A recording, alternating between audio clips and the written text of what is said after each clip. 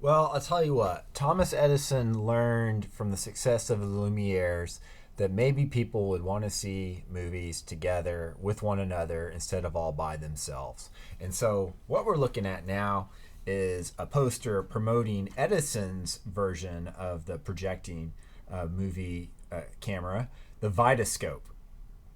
And so this is kind of interesting, right? It looks like we have a crowd and everyone is really dressed up. They're wearing tuxedos and the ladies all have fancy hats on and colorful clothes. And they're in a very nice theater. And the light is shining down, and that is not God, but the film projector. And it is projecting on what actually, it's a gilded frame and it looks like a beautiful painting, right? So, this, of course, is not to be taken literally. This is suggesting that the Vitascope is beautiful. If we read the caption there, it says it's life size and full of color. And so, what we see instead of a black and white image, grainy black and white image, is this three-dimensional painting of these women who are dancing. Ladies and gentlemen, this is not what going to see a movie was like. And I'm not just talking about the painting and what we see on the screen. I'm especially talking about the scene where people are watching the film. This was not what seeing a movie was like. This is not the kind of place you saw films. This is not the way that you dressed up or the class of people that actually went to see films. This is a metaphor that is suggesting that the Vitascope is just a fantastic uh, uh, machine that will transport you to a much more fantastic place. This is not reality of what seeing any movie was like. And the fact that it's in color is only the beginning of how far removed from reality it is.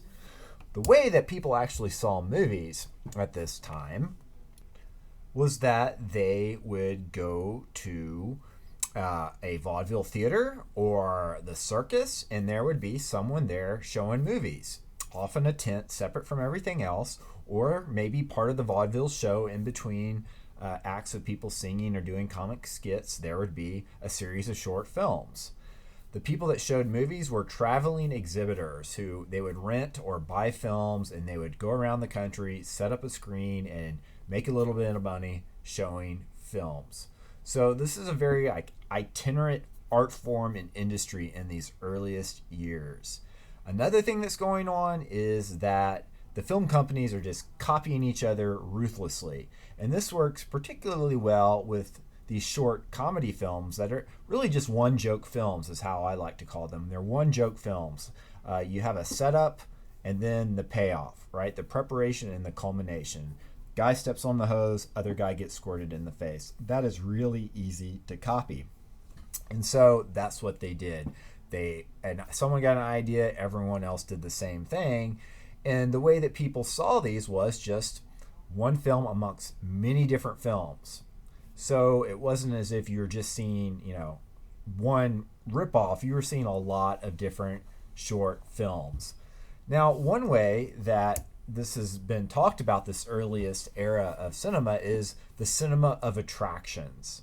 And that is a term that the scholar Tom Gunning uses to describe this era, where the emphasis in movies is really about putting together a bunch of different spectacles, not telling stories. It's only later in the 19 teens, around 1915 especially, that movies become more about narrative.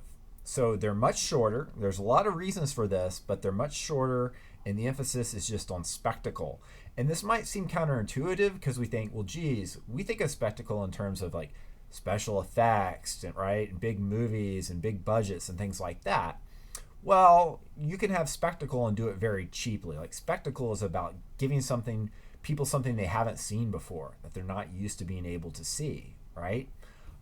And that's what this early cinema was about. In fact, some of the films that were a little bit longer, you could actually order or rent them without the narrative portion, just the spectacle. There's a famous film that's called How a Frenchman Found a Wife, and it is about a Frenchman who placed an ad in the newspaper trying to find a wife. And of course, what happens is a whole bunch of women chase after him before one finally gets him. And so you could either get this long narrative or you could just get a portion of it, which was all the women chasing him. Okay, so the emphasis is on spectacles, not stories.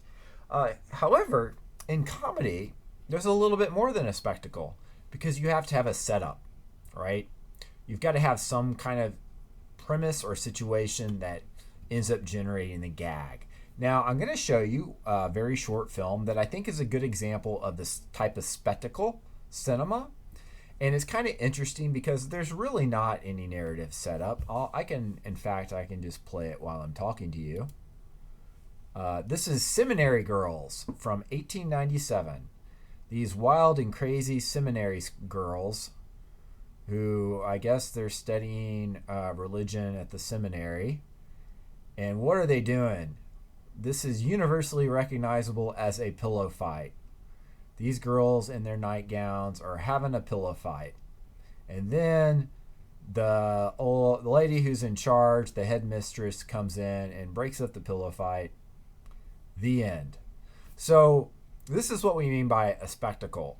I think it's interesting, though, when you start to think about the nature of this spectacle. So as I mentioned before, some of the earliest films were things like dances, women dancing in front of the camera. Here, this is a little bit different because rather than it being a public display, like someone on stage doing a dance, this camera is giving us a privileged view. It's very voyeuristic. Or it's as if we're looking through the window into the room where all these women are having a pillow fight in their nightgowns, right? And it's not sexually risque in the sense that we're used to of nudity maybe, but they are in their nightgowns and they're having a pillow fight, and the person watching the film is seeing this. I think it's kind of uncanny to think about how similar that is to one of the classic comedies of the 1970s that was very influential in potential in the 1980s, and that is Animal House. Animal House has a scene with John Belushi spying on the sororities, who he puts a ladder in front of a window and looks in, much like we see in Seminary Girls, and he watches them have a pillow fight. So there is a moment where that is inside a comedy film, but even that is just a moment of spectacle, sexual spectacle, bodies on display, and the payoff in 1978 for him being nudity. The comedy in that film is that he falls down, right? But in both of them, you see this aspect of the cinema of attractions and spectacles. So much as comic moments get integrated into comedies, spectacles do as well. All right, so now I'm going to show you another film that I think is a good example of how a comedy, even when it's extremely simple, because it must include both preparation and culmination, encompasses a kind of bare bones narrative that other dramatic or other kinds of cinema attraction films did not. So we have to, with the joke, prepare people, set up the joke, and then have the joke itself, the culmination. So this film is from 1905, and it's called 2 a.m. in the Subway. It's just under a minute long. So we got a couple of policemen, and then I guess this guy's like a subway official here who's opening the door from one subway, and these women come out with a guy, and it looks like they've been drinking. They are having fun. They've had it's 2 a.m., of course, right? What else have they been doing? They've been out on the town. They're quite rowdy. And the cop is back there. She's kind of keeping an eye. Oh, look what happens. She shows her leg, and he's tying her shoe. Oh, the cop says, "What are you doing? You can't be showing leg like that. Get out of here, you rabble-rousers." And he kicks him in. But what is this? There's legs sticking out of the window. Oh, my God. He's better get on there, get to the bottom of these legs out the window. What is happening on that subway? Gets them all out. And, whoa, what do you know? There's a guy that has two women's, like, fake legs for some reason. So there's the joke. It wasn't ladies' legs after all. It was fake legs. This, I think, has a little absurdity to it. It is more than just getting squirted in the face, but we clearly have the preparation and then the culmination of it, the jokes on that cop. But for us, it's a surprise in that, in fact, it's not what we thought it was. Okay. Now, to get back to where people are seeing films, through the 1900s, there becomes a boom in Nickelodeons. Nickelodeons are small theaters. They usually would be taking up like what we would call a storefront, a small store in the center of a city, and someone would just go and they set up a projector and a couple of benches and put up a sheet or maybe just even paint the wall, and then charge admission for people to come in and see a program of films, so a series of different films. And it's the Nickelodeon boom that makes cinema more of a regular entertainment, because these aren't itinerant operations. These are actual, they're in place, they stay there, so people can make it a part of their daily routine, stopping by the Nickelodeon after work or after they've gone out for the night or what have you. They're called Nickelodeons because they generally cost a nickel, and you weren't just seeing one film, you're getting a whole program of films. The term that they used to describe films, if you look at the industry press at the time, was rental, film rentals. And that meant that the people that owned these Nickelodeons, they would rent films. And each film was a rental. So you would get new films. You didn't own the films, you rented them from the distributor, because you don't want to show a film forever, right? You want to show it until people get tired of it, and then you need something new. It doesn't do you any good to actually own one. It's cheaper to rent. Now, the thing about this era before sound film is that movies weren't really silent. There were sounds. It was just the sound was generated there in the theater. So, in Nickelodeons, depending on the kind of film, you might have just people making noise to go along with the comedy, different variety of noisemakers. They might play a record of music or sound effects. They might be playing a piano. In some cases, there'd be a lecture going along with it. A lot of the earliest films were like travel logs. There's some from the great Galveston hurricane of 1900. I can't remember exactly what year, 1900, around that time though. So then there would be lectures with them sometimes too.